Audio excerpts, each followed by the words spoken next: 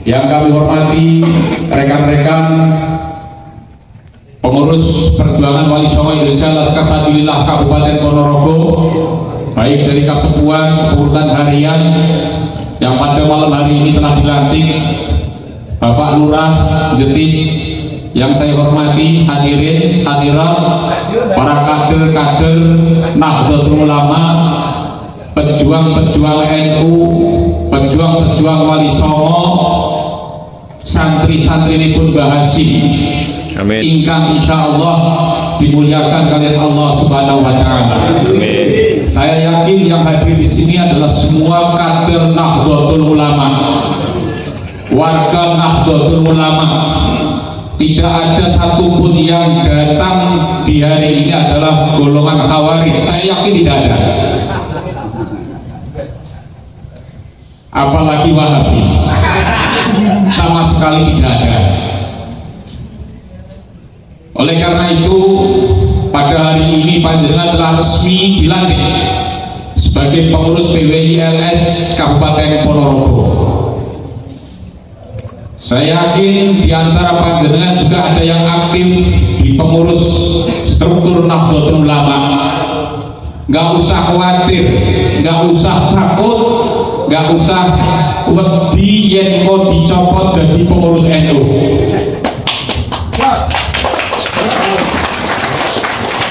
Saya selalu sampaikan ketika dimanapun saya ketua PCNU Kabupaten Wonogiri, tapi saya berani menginstruksikan kepada seluruh warga NU di Kabupaten Wonogiri untuk tidak mengundang Habib.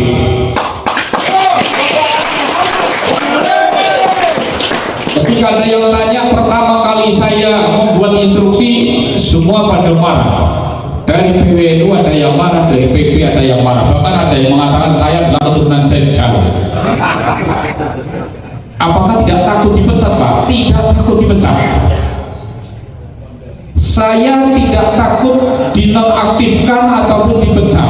Saya justru takut apabila saya menjadi ketua NU, tapi saya tidak bisa berbuat banyak ketika NU dibangun. Saya takut jadi ketua NU manakala saya tidak bisa membela kiai-kiai NU. Saya terus suarakan, tapi nyatanya alhamdulillah tidak ada pemecatan. Bahkan saya kemarin dilantik sebagai wakil ketua PWNU Jawa Tengah, dan ini saya teruskan. Tidak ada yang bisa membelenggu suara saya selama kiai-kiai NU, kiai-kiai Nusantara, pejuang-pejuang Wali Songo diganggu. Saya tidak bisa diam. Saya akan terus bersuara. Apapun resiko yang saya hadapi itu adalah tanggung jawab saya selaku struktur NU. Inilah Bahasim kan tahu sopo single ngopeni NU tak dangu dari santriku. Jadi pengurus NU ngerti sejarah NU dibelokkan, ngerti sejarah bangsa dibelokkan, semua diklaim bahwa negara ini adalah miliknya orang Yaman, tetapi diam saja, itu gak ngopeni NU. Alhamdulillah saya juga selama di PWNU saya terus bergerak dan saya membuat grup yaitu pengurus-pengurus cabang NU yang sepaham dengan perjuangan Wali Songo, dan sekarang sudah semakin terbuka, semakin terbongkar kepalsuan mereka. Sejarah NU setiap kali berpidato bahwa yang berhak mendirikan NU adalah salah satu Hasyim bin Yahya. Saya belum bisa menemukan referensi itu. Saya jadi pengurus NU selama 30 tahun. Pertama di PAC Ansor, DP Ansor 2 periode, dan PCNU 3 periode, sampai sekarang di PWNU. Saya belum pernah menemukan referensi kalau pendiri NU salah satunya adalah Hasyim bin Yahya.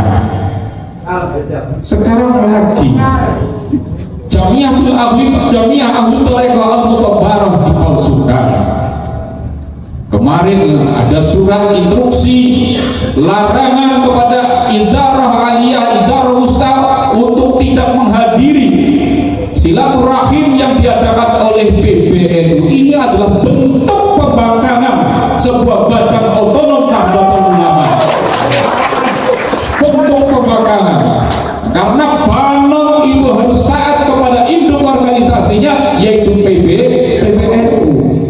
Membuat surat larangan padahal masa hikmatnya sudah selesai sejak September 2023, berarti dia sudah tidak punya hak untuk mengatur, membuat kebijakan serta membuat surat apapun untuk menginstruksikan kepada organisasi di bawahnya. Inilah saya selalu suarakan itu. Alhamdulillah, gerakan-gerakan kami walaupun banyak ancaman, kemarin di Kebumen diancam oleh gerombolan-gerombolan yang tidak suka dengan kebenaran, bahkan membuat surat akan kami bubarkan. Tapi alhamdulillah yang datang hampir 5.000, dan yang mengancam pergi gak ada yang datang. Nabrak. Oleh karena itu pada malam hari ini saya berharap kepada seluruh pengurus PWILS Kabupaten Ponorogo, setelah dilantik untuk segera melakukan rapat musyawarah kerja, menyusun program-program, baik program jangka pendek, jangka menengah, dan jangka panjang. Jangka pendeknya apa? Yaitu melakukan gerakan moral secara masif kepada masyarakat. Apa itu? Sosialisasikan bahwa nasab mereka tidak nyambung kepada Rasulullah Muhammad Sallallahu Alaihi Wasallam.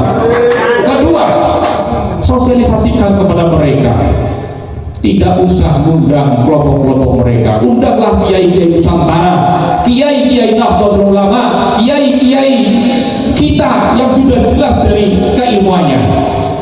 Yang ketiga, meluruskan sejarah. Meluruskan sejarah makam. Ini yang paling banyak di Wonosobo, ada kurang lebih 70-an makam palsu, dan alhamdulillah sudah dibongkar bekerja sama dengan aparat keamanan setempat. Kita luruskan silsilah-silsilah nasab yang tentunya tidak sesuai dengan sumber yang aslinya.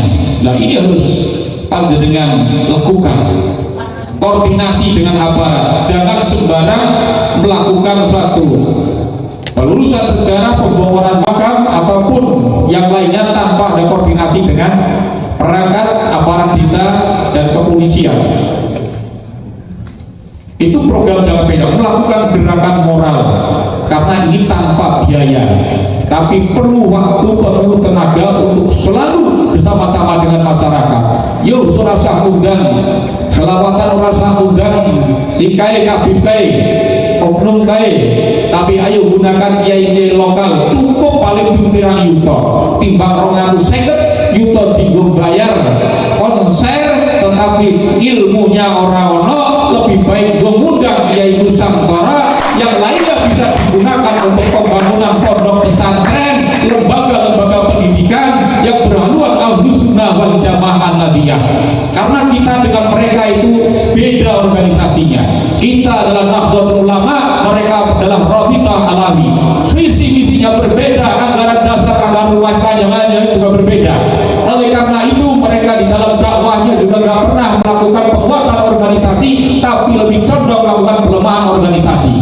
Kita selaku anak Nusantara harus bangkit, harus bersama-sama, bersatu padu. Katanya ketua umum, gir, rara minggir, terus gir. Saya kira itu nggak perlu panjang-panjang, sudah banyak disampaikan oleh Ketua Umum Jawa Timur, dan mudah-mudahan selepas kegiatan ini selalu rapat koordinasi, ya tentunya kerja ini juga harus terasa secara terorganisasi.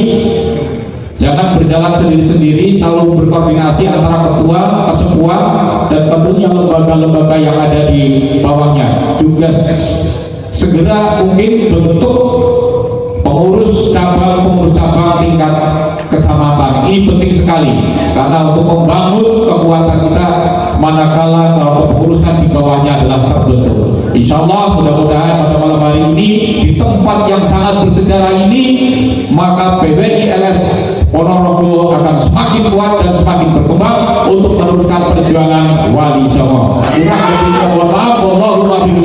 Wassalamualaikum warahmatullahi wabarakatuh. LS Ponorogo siap mengawal dan mensukseskan pilkada serentak dengan damai dan aman.